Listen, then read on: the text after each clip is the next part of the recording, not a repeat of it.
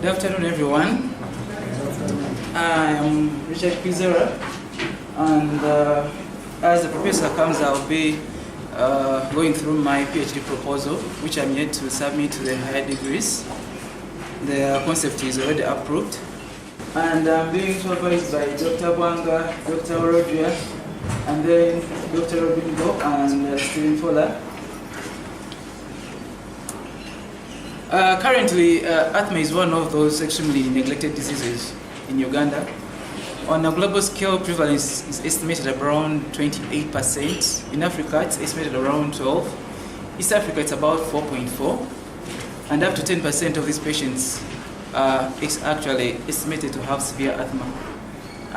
Some of these patients, almost all the severe asthmatics, get sensitized to multiple fungi, coming down with a condition that we call severe asthma with fungal sensitization.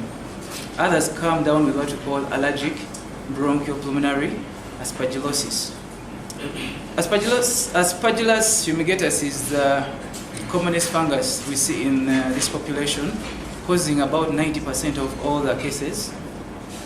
And most of these people who are affected usually have multiple exacerbations throughout the year. They require a lot of steroids and antibiotics. Different literature show contradicting reports about giving antifungal treatment to this population. Some work done in the UK actually shows that there's a 60% benefit if you use itraconazole. Some work in Europe shows that actually there is no benefit at all. I think for them they use voriconazole.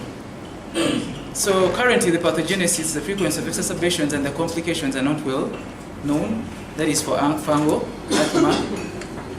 In 2015, we tried to estimate the burden of fungal diseases in Uganda, and we estimated allergic bronchopulmonary aspergillosis to be affecting 2.5% of adult asthmatics, and severe asthma with fungal sensitization at 3.3%, and then chronic pulmonary aspergillosis affecting up to 22% of these patients. And the annual fungal disease prevalence in Uganda was estimated at 6.5% without crypto. Without crypto, it's at 6.5%. With crypto, it will be higher than that. So we thought these diseases were understudied, they were underestimated, and we actually have limited data about the subject when it comes to sub-Saharan Africa. So we recently initiated the African Severe Asthma Program, which is a clinical study with the main objective of identifying and characterizing the determinants of severe asthma in East Africa. It's a multi-site study in Uganda, Kenya, and Ethiopia, and my work is a sub-study under this clinical study. And I'll only be concentrating on the Ugandan site. So the problem here is that we all know asthma globally as one of those many common chronic diseases, lung diseases.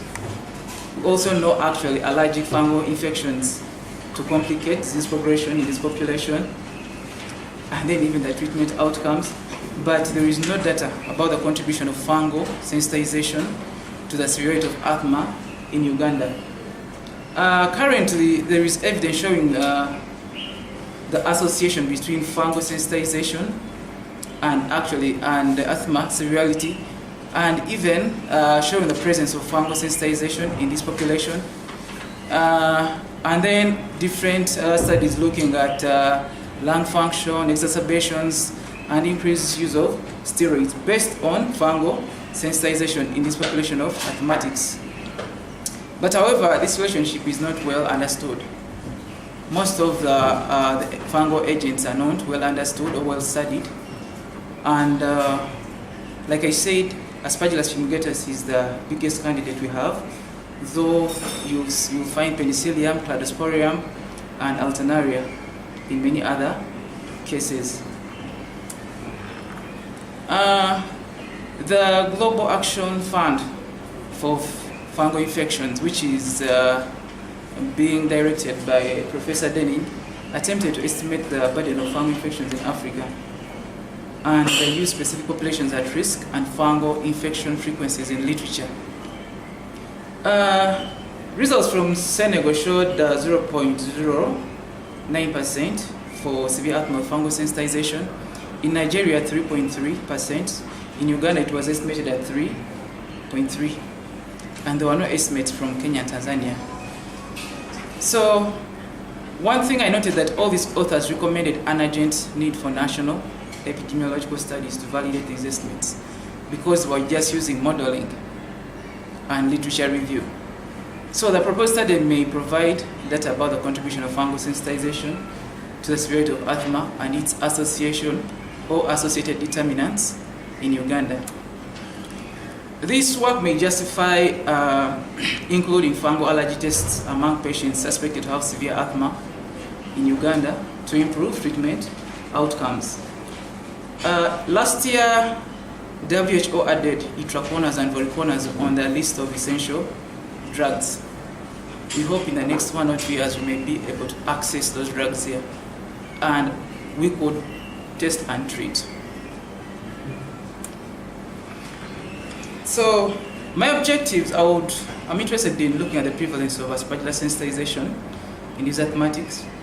Then I look at factors associated with this sensitization in this population, after which I investigate the association between Aspergillus sensitization and the severity of asthma among Ugandans who have asthma. And I'm also interested actually in validating this lateral flow device for diagnosis of allergic pulmonary fungal disease in this population, because it has been used extensively in invasive disease, invasive pulmonary aspergillosis. We've used it before in people with chronic pulmonary aspergillosis, but almost there is limited data about it being used in patients who have allergic disease. And we think since it's a point of care, it may improve the way we can diagnose these infections, assuming at the end of the day, the first objective shows a big burden of the disease. So we need an easier way of diagnosing the disease. And since the drugs are on the way, then we can always treat. This is just an overflow of the African Severe Asthma Program. And then what is indicated in red is how my fungal sensitization study comes in. Ideally, we follow up these patients for 12 months. And at the end of the 12 months, we determine who had severe asthma, who didn't have severe asthma, based on number of exacerbations, the need for corticosteroids, and then the admissions, and many other factors. And then we look at, in each of these two populations, the severe and non-severe, who had fungal allergy, who didn't have fungal allergy, and what are the possible determinants of fungal allergy in this population. My outcome of interest is severe asthma. Many of all these factors are implicated in causing severe asthma, and majority of them are being collected at baseline so that we can always put them in the model and then try to look out or rule out confounding. And then we shall put in Aspergillus sensitization as the primary predictor. So I've got ethics from Lago and approval of the concepts from the School of Biomedical Sciences higher degrees. I'm here to give them the proposal, and then I hope to go to the National Council. My population sample size is at 374. I actually calculated sample size for each objective, and this was the biggest of all of them. And I'm only looking at asthmatics who are 18 years and above. 18 years and above, because it's very hard actually to interpret the antibody levels, the fungal antibody levels in children. So I decided to go with the adults, since the reference ranges are already available. So we rule out or exclude anyone who has an alternative lung disease that would confound the assessment of asthma, pregnant women, and then people who are above 70 years. In the lab, I'm mainly interested in blood and stool samples. And for the stool sample, mainly to look at the helminth infestation, which could also confound, or actually even confound the outcome of interest, which is severe asthma. In the blood, I'm looking at the genotype or genotyping, these SNPs. They are the ones that are commonly implicated in causing severe asthma. In the immunology lab, we are looking at HIV, seeing the influence or the effect of HIV on actually the prevalence of the fungal sensitization or disease in this population. And then looking at general allergy, using the total IgEs and eosinophil counts. For the mycology test, I'm mainly interested in the fungal skin test for Aspergillus fumigatus. And I think I also have a mold mix in there, just in case it's not Aspergillus and it's some other fungus. And then the lateral flow device I talked about, which is in my fourth objective. And looking at the IgGs and IgE, or the Aspergillus antibody levels. This is what I'm using as my case definition for fungal disease. Ideally, my predisposing factor is asthma. And I've included all these tests apart from the high-resolution CT scan for the chest. It's the only missing test, but that means I can confirm allergic bronchopulmonary aspergillosis without getting the two subtypes. But I have the rest of the tests in there. That is what I'll be using for case definition.